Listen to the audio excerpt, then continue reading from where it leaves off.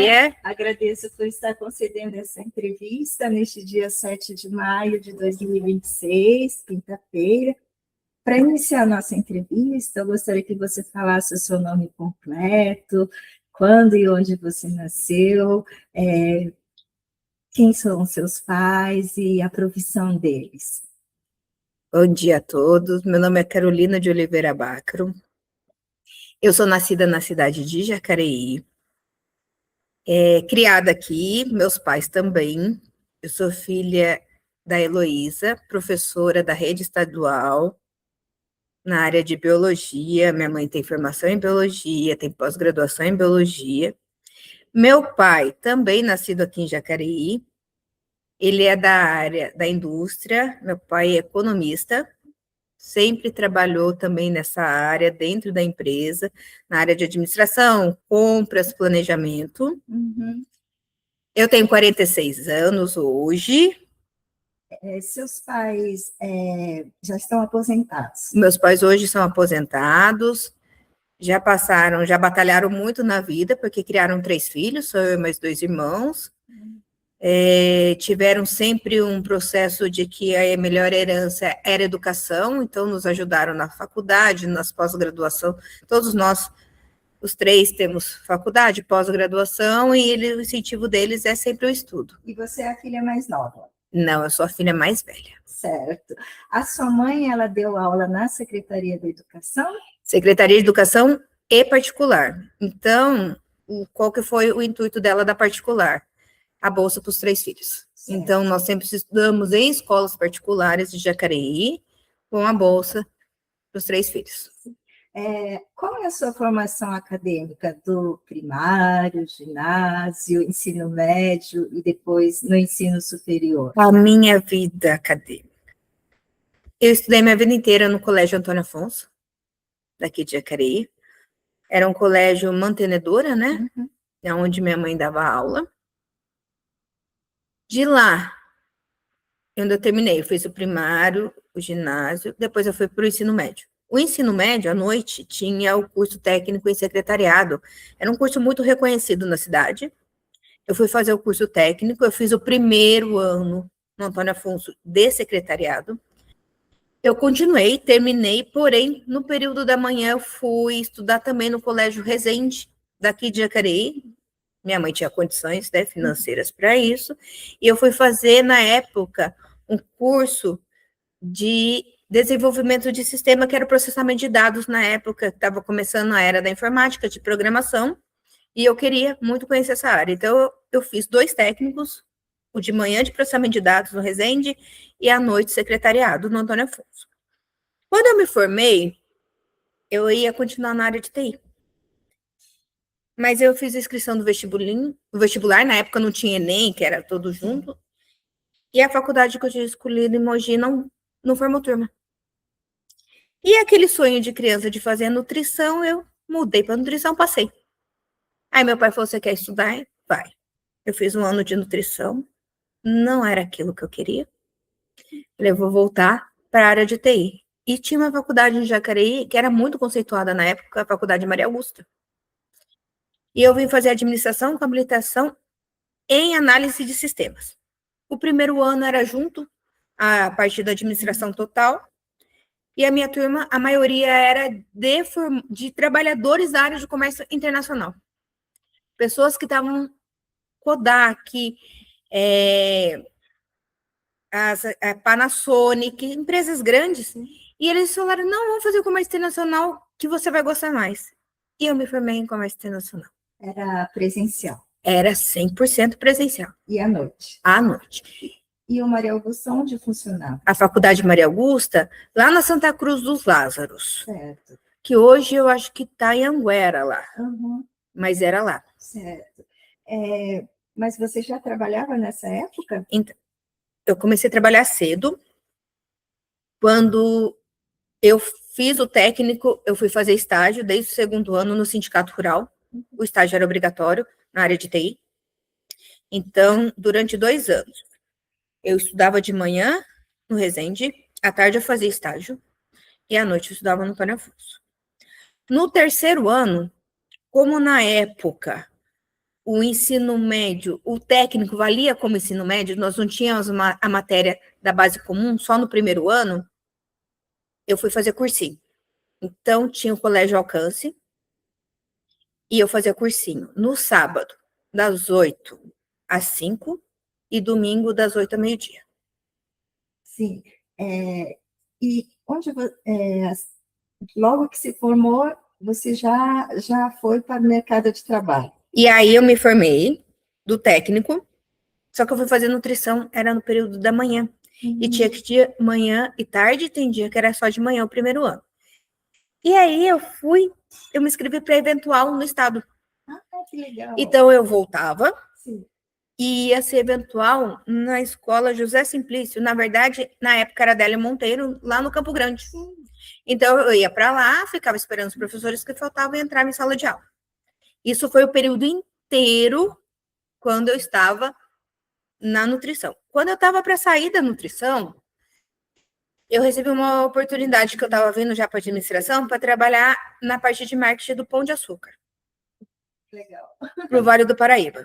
E aí eu fui trabalhar, entrei na administração e fui trabalhar na área de marketing do Vale do Paraíba. Uhum. Então eu fazia faculdade à noite e atendi a princípio o Pão de Açúcar de São José, Litoral Norte, e depois veio para Jacareí. Nisso eu fiquei 1 ano. Eu saí de lá em dezembro, em janeiro fui fazer estágio na Eaton, que eu fiquei até o mês de novembro, mais ou menos.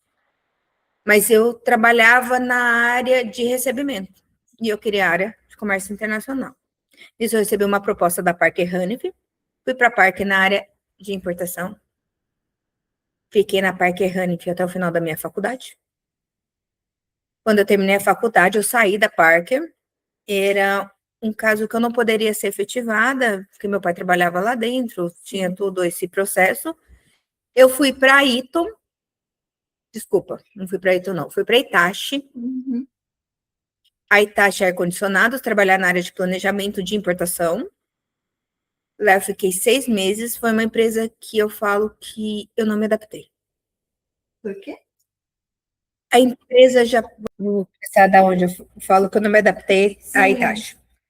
Eu não me adaptei à empresa Hitachi, era uma empresa japonesa, eu tinha vindo de brasileiras e americanas, e a rigidez era muito extrema e eu não concordava. Mas continuei lá. Eu falo que quando a gente não gosta, a gente procura outra coisa. Nisso, eu consegui na LG e mudei para LG. Mudei de empresa japonesa para empresa coreana, mas a área de logística é totalmente diferente. E lá eu fui trabalhar com logística nacional. Sim. Outra paixão hoje minha. Além do marketing. Além do marketing. Certo. Os estágios foram remunerados? Todos os estágios eram remunerados. Na época, não tinha a lei do estágio que tem hoje. Então, nós trabalhávamos no mesmo horário de funcionários. Os funcionários da empresa era remunerado e tinha a mesma responsabilidade de funcionário. Na Parker, inclusive, eram divididos em 2 equipes. A minha equipe era com o Marcos, e nós éramos responsáveis por todas as importações, vindo da Europa, México e Canadá. Que era tudo intercompany, então era de Parker para Parker. E nós éramos responsáveis.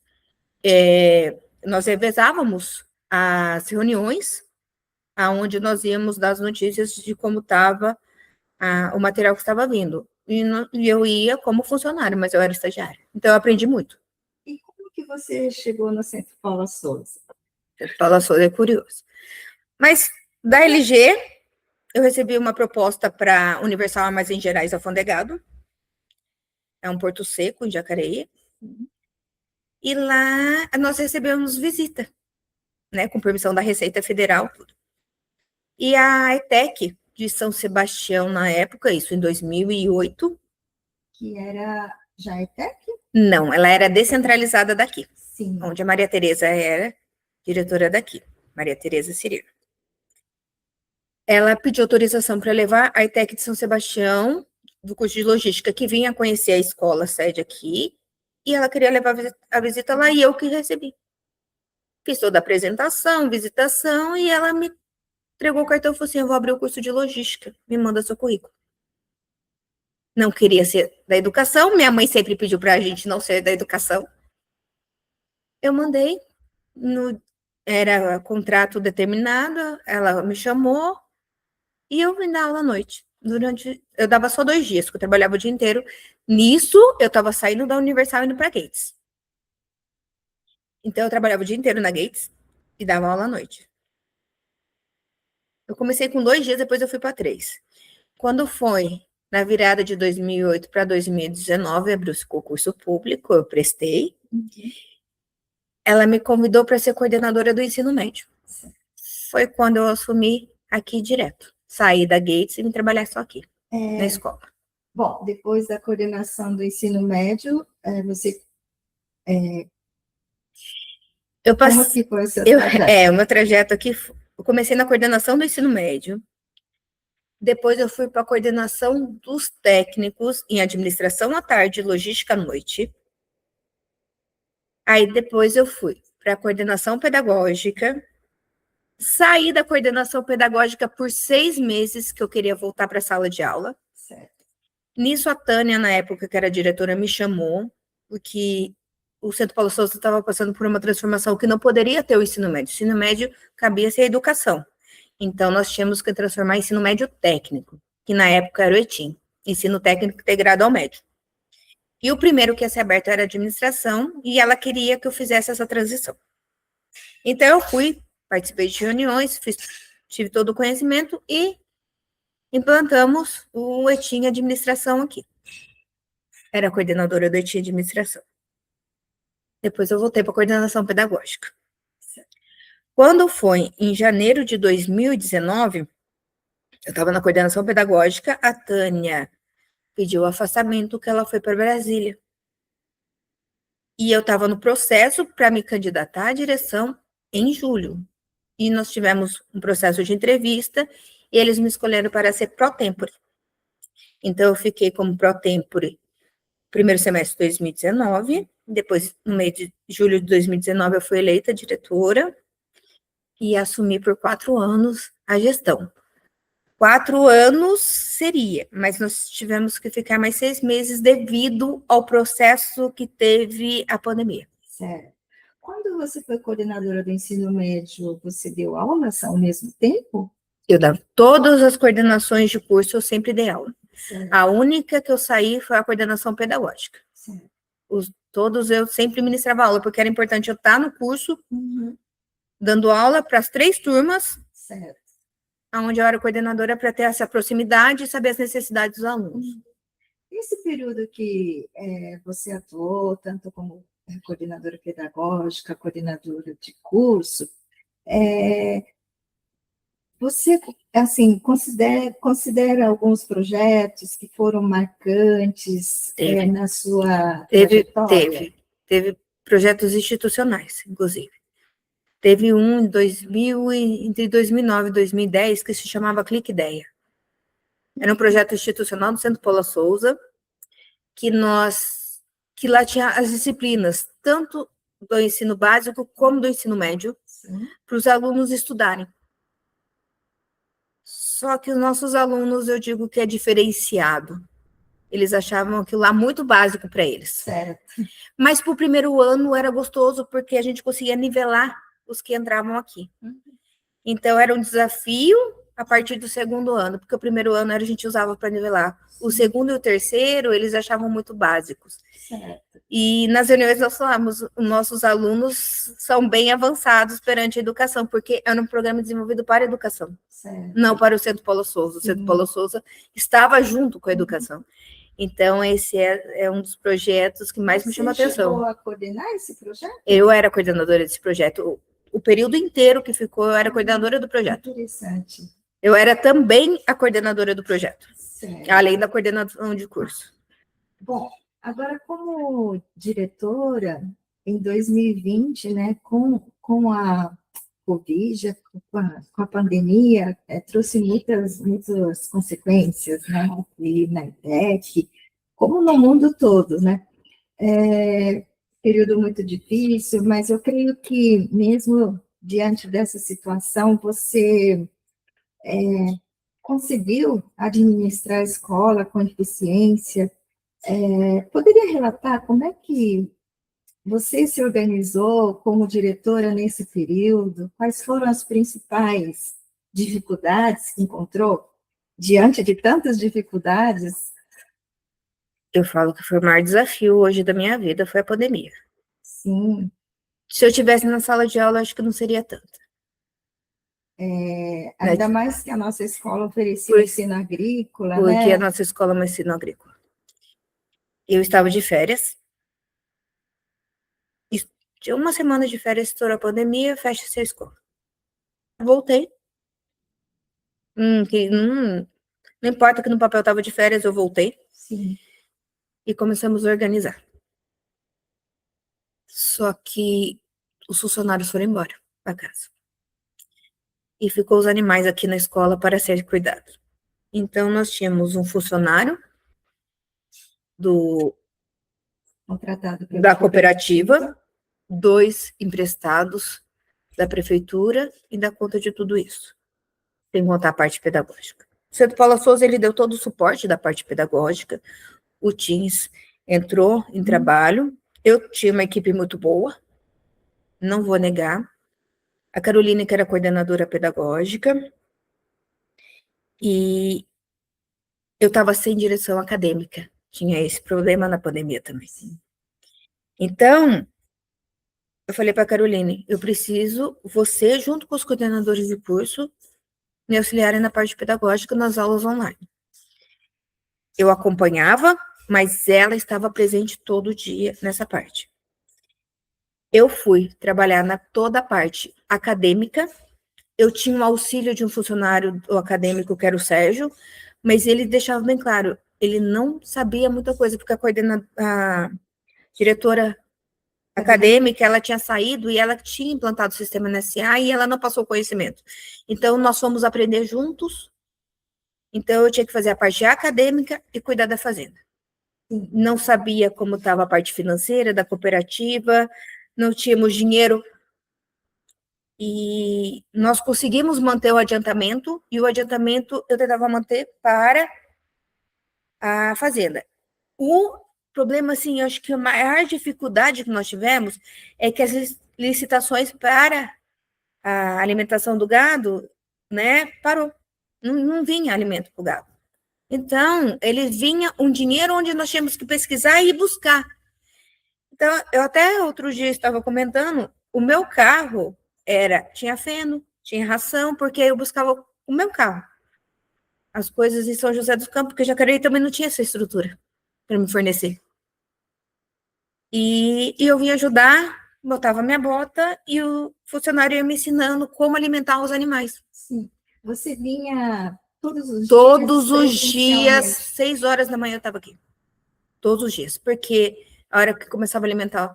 Então, o de grande porte tinha o que revezava para tirar do leite, e só o Givanildo que em cima não dava conta. Nós tínhamos muito coelho, muitas galinhas, e aí nós começamos a trabalhar nisso. Quando isso foi em março. Quando foi em julho, houve uma eleição para a cooperativa, nós fizemos todo online e eu assumi a cooperativa também. Então, eu poderia ter o controle mais financeiro para a gente fazer um investimento na escola. Outro apoio que nós tivemos durante a pandemia foi que a proteção animal tinha um acordo com a escola, com a prefeitura, eles estavam usando o nosso prédio enquanto o deles não ficavam prontos. Então, o pessoal da proteção animal também me deu um apoio para os nossos animais. Só que nós tínhamos uma obra acontecendo de uma parte da escola que foi doada. E Da a construção da construção da terceira terceira ponte da Avenida Mário Covas e o prefeito, na época, também, durante a pandemia, não fechou o muro. Então, o nosso gado fugia muito. Então, eu passei uns 4 meses correndo atrás de gado que fugia para a rua. E isso foi um desgaste total. Sim. Isso foi um desgaste muito grande. Fora também que você não tinha os finais de semana, né, para se dedicar. Não tinha final de semana, sábado, domingo, por quê? Porque o funcionário daqui, da cooperativa, ele não trabalhava sábado e domingo, então eu tinha a ajuda de quem tirava o leite para cuidar dos animais aqui em cima, e ele precisava mais de mim ainda para ajudar. Então, eu trabalhei de segunda a segunda, Sim. todos os dias. Eu vou dizer que eu não trabalhei 7 dias, mas já foi mais para o final da pandemia, foi quando eu adquiri Covid. Que aí eu fui obrigada a ficar em casa. Mas foram 7 dias que eu não apareci na escola. Nesse período da Covid, você tem algum fato assim significativo que você assim considera como importante? Embora sejam todos fatos, né, bastante Algum fato, graves, assim. eu acho que eu trabalhei tudo para conquista. Uhum. Eu não senti nada que fosse negativo, pelo contrário.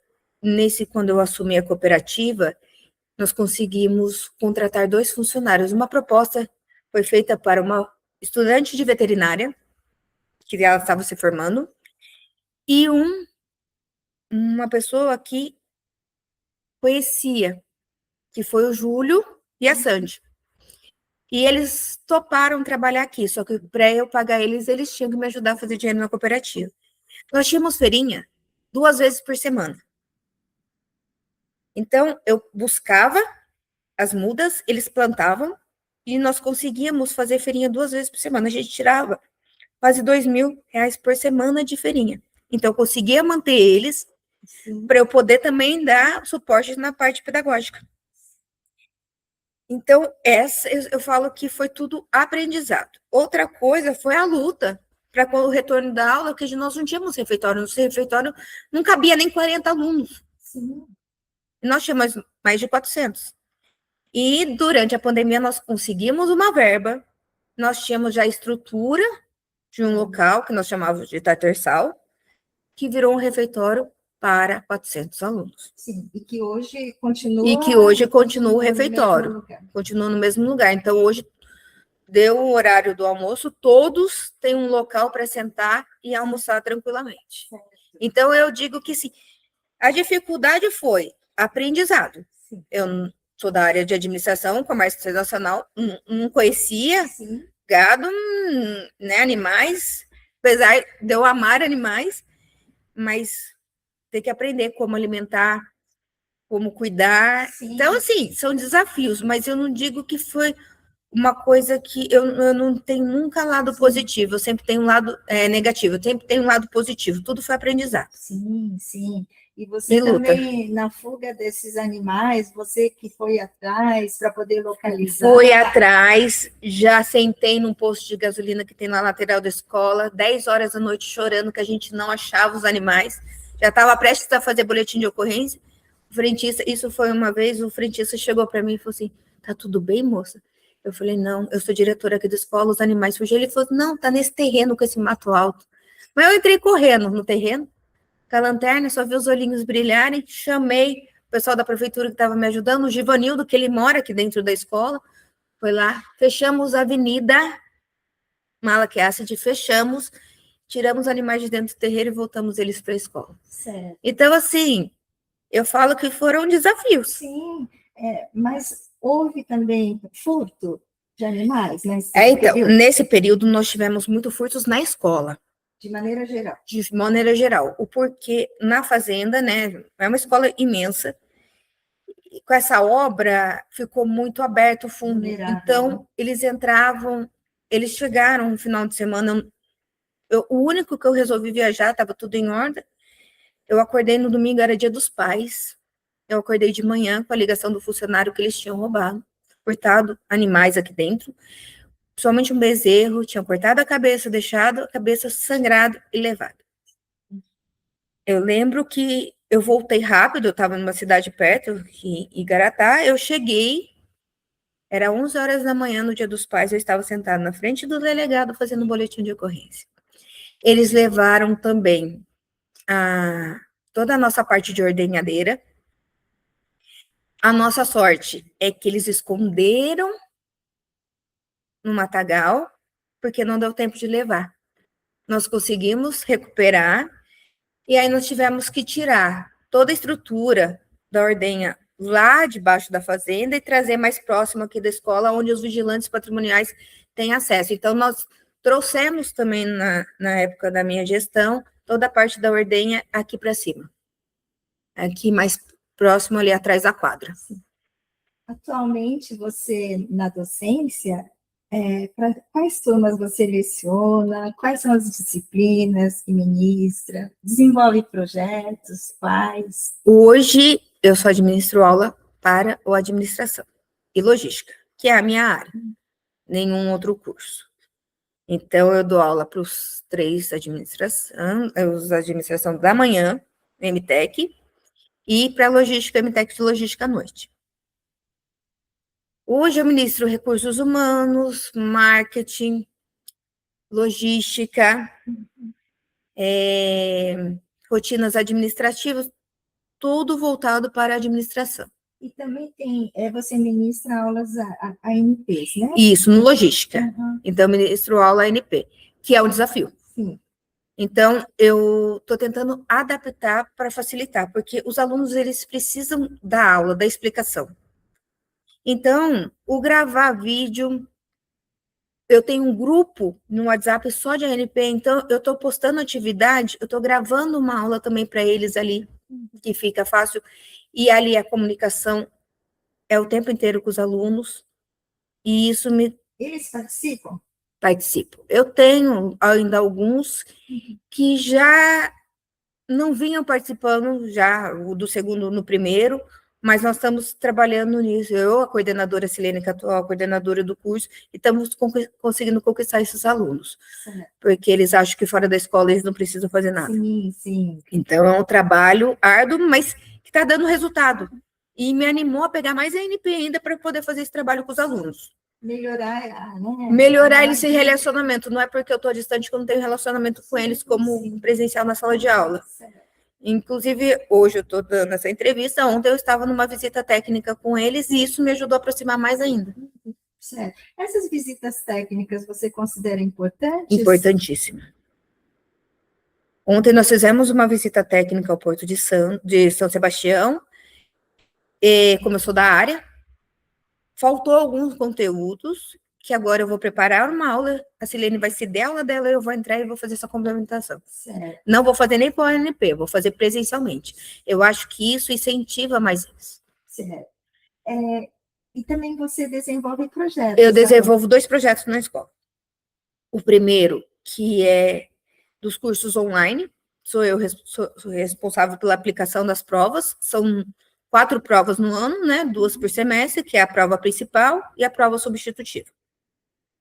Eu aplico a prova, nós escaneamos, mandamos para São Paulo e fazemos todo esse acompanhamento. E se algum aluno, durante o semestre, precisa de atendimento presencial, vir usar o computador da escola, sou eu a responsável.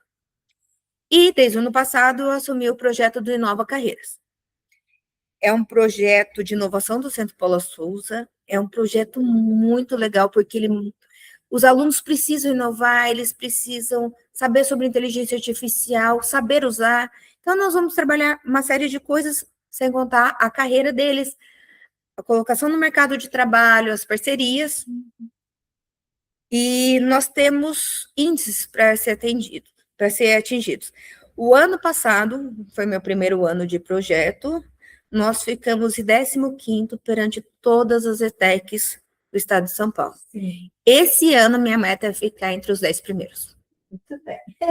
Eu lembro que você me falou que um dos seus familiares estudou aqui na escola. Você poderia falar quem foi?